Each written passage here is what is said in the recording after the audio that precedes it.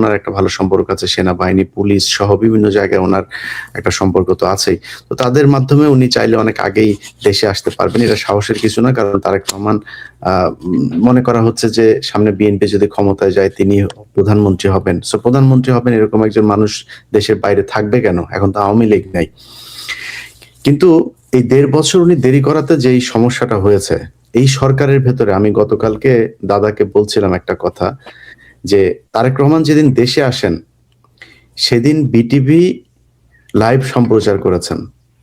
সেই লাইভ সম্প্রচার করবে মানে করছে এই খবর জানার পরে এই রেজওয়ানা হাসান, যিনি তথ্য উপদেষ্টা হিসেবে এখন দায়িত্ব পালন করছেন, তিনি তার পিএসকে দিয়ে বিটিভির মহাপরিচালককে ফোন করিয়েছেন যে এটা করার দরকার নেই। বিটিভির মহাপরিচালক পাত্তাই দেন নাই। না, তারেক রহমান আসবে, এটা আমরা লাইভ করব।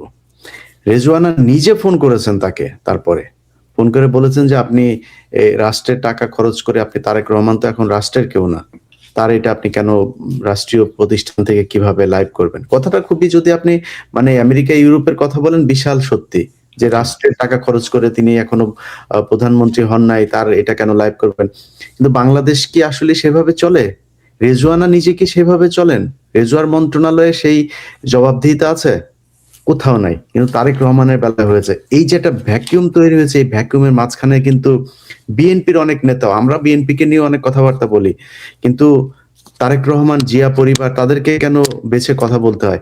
ভাই, এই তারেক রহমান গত 15 বছরে, 15 বছর না, 2006 সালের পর থেকেই, সো এই যে প্রায় 20 বছর তিনি যেই কষ্ট সহ্য করেছেন, তেনার উপরে যে নির্যাতন করা হয়েছে, তার মায়ের উপরে যে নির্যাতন করা হয়েছে, এগুলো তো ভুলে যাওয়ার মতো না।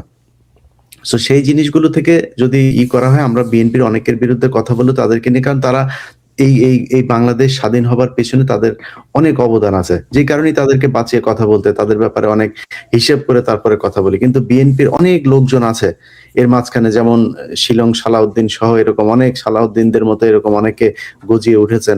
এটা তারেক রহমান যদি আরো 1.5 বছরের আরো আগে যদি চলে আসতেন তিনি, আমার মনে হয় এই যে মাঝখানে যেই গজিয়ে ওঠা যে ভারতীয় গোয়েন্দা সংস্থার চর যারা, তারা এত প্রভাব বিস্তার করতো। আমি গত এই যে বিএনপির যে মনোনয়ন দেওয়া হয়েছে যাদের, তাদের অনেকের ব্যাপারে জানি যে লন্ডনে গিয়েছেন তারেক রহমান, তাকে ফোন করেছেন, লন্ডনে গিয়ে দেখা করেছেন, তাকে বলেছেন যে আপনি নির্বাচনের প্রস্তুতি নেন। তাকে বলা হয়েছে হঠাৎ করে তাকে যে সে পায় নাই। কিভাবে পায় নাই? এগুলোই যে মাঝখানে কিছু মধ্যস্বত্বভোগী আপনার কিছু ছিল, তারাই এই জিনিসগুলোকে এইভাবে ম্যানিপুলেট করেছে। যাই হোক, তো আমার মনে হয় তিনার আসাটা এটা খুব অপ্রাসঙ্গিক বা অনাকাঙ্ক্ষিত, অপ্রত্যাশিত এরকম কোনো কিছু আমি মনে করি না। আমি একটা প্রশ্নের উত্তর দিতে চাই, এটা দাদাকে আপনি প্রশ্ন করেছিলেন, ওইটা আমার কাছে কিছু তথ্য আছে যে জিনিসগুলো আপনাকে জানালে আমার মনে হয় দর্শকদের জন্য বুঝতে সুবিধা হবে। সেটা হলো জামাতের আমির, তার সাথে ভারতের একজন বিশেষ দূতের যে সাক্ষাতের কথা বলা হয়েছে, পররাষ্ট্র মন্ত্রণালয়ের একজন কর্মকর্তা, নানান কথা বলা হয়েছে। আমি ডক্টর শফিকুর রহমান এবং ডক্টর আব্দুল্লাহ মোহাম্মদ তাহের ভাই, ওনাদের দুইজনের সাথেই গত 3-4 মাসের ভেতরে আমার দুইজনের সাথেই সেপ্টেম্বরের থেকে এই গত কয়েকদিনের মধ্যে আমার সাথে সাক্ষাৎ হয়েছে, এবং ওই সাক্ষাতে আমি তাদের কাছে নানান বিষয় নিয়ে কথা হয়েছে। এর মাঝখানে আমি ওনাকে প্রশ্ন করেছিলাম যে ভারতের সাথে আপনাদের কোনো ধরনের বৈঠক হয়েছে কিনা। তিনি বলেছেন যে ভারত আমাদের কাছে, আমি যেদিন আমার সাথে ওনার যেদিন দেখা হয় ওনার হোটেলে, আমি যেদিন কথা বলি, বলেছে আমাদের কাছে এই পর্যন্ত 6 বার তারা সময় চেয়েছেন।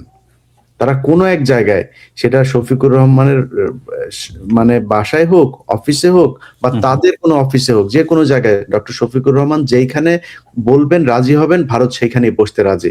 কিন্তু ডাক্তার শফিকুর রহমান সেটাতে রাজি হন নাই। কারণ হচ্ছে গিয়ে, তিনি আমাকে এই কথাটা বলেছেন যে আমি ওনাদের সাথে কোথায় গিয়ে বসবো, সেখানে তারা একটা ছবি তুলবে, ছবি তুলে তারপরে দিয়ে দিবে। তারা বৈঠকটা কিন্তু গোপনে করতে যাচ্ছেন, তিনি যান নাই।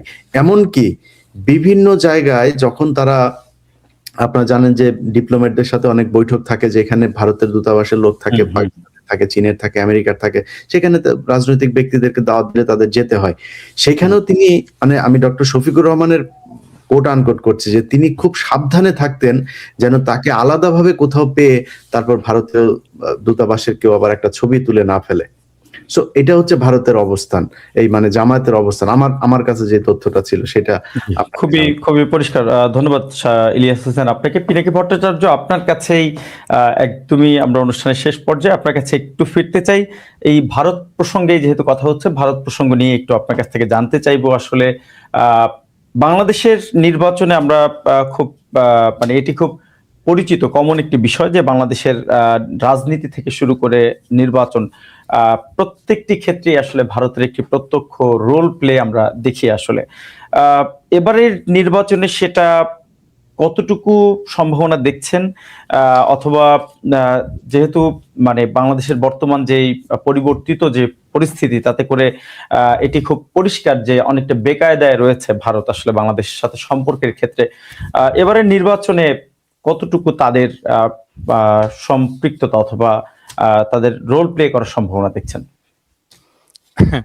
দেখেন, আমি কয়েকটা খুব বলবেন যে এটাকে বলা যেতে পারে খুব সিম্পল ফ্লিক ফলো করি আর কি, এবং আমি কিছু জিনিসে খুব খুশি হই। যেমন ধরেন, আমার ফেসবুকের প্রোফাইলে কোনো ভারতীয় এসে যদি আমাকে গালাগালি করে আমি খুব খুশি হই। নাম বলতে চাই না, বাংলাদেশের মানুষ দেখবে ভারত কোন প্রার্থীর পক্ষে, কোন দলের পক্ষে অবস্থান নিচ্ছে, এটা দেখবে। মানে ভারত, শোনেন, এটা ভেরি সিম্পল। এটার জন্য আইনস্টাইন হওয়ার দরকার নাই, এটার জন্য রাজনীতিতে আপনার থমাস হবস হওয়ার দরকার নাই, সক্রেটিস হওয়ার দরকার নাই, প্লেটো হওয়ার দরকার নাই। খুবই সিম্পল। প্রথম আলো, ডেইলি স্টার যেই দলকে, যেই জোটকে সমর্থন দেবে সেটাই ভারতের সমর্থন। Very simple. প্রথম আলো, ডেইলি স্টার কাদেরকে গ্লোরিফাই করে দেখেন, আপনার উত্তর পেয়ে যাবেন। এটাই নিউটনের সূত্র। এটাই নিউটনের সূত্র, সহজ সূত্র। প্রথম আলো, ডেইলি স্টার যার পক্ষে, তারাই ভারতের প্রার্থী। আমরা নতুন আরেকটি সূত্র আমাদের দর্শকদের জন্য পেলাম আপনাদের থেকে। দর্শকদের খুব কৌতূহলের একটি প্রশ্ন দিয়ে আমাদের অনুষ্ঠান শেষ করব। দুজনের জন্য একটি প্রশ্ন, আপনারা কবে ফিরছেন দেশে? প্রথমে পিনাকি দার কাছে যাই, এরপর আপনাদের দেশে ফেরা নিয়ে দর্শকদের একটি বড় কৌতূহল আমরা লক্ষ্য করছি। আসলে এই বিষয়ে কোনো মন্তব্য করবেন কিনা?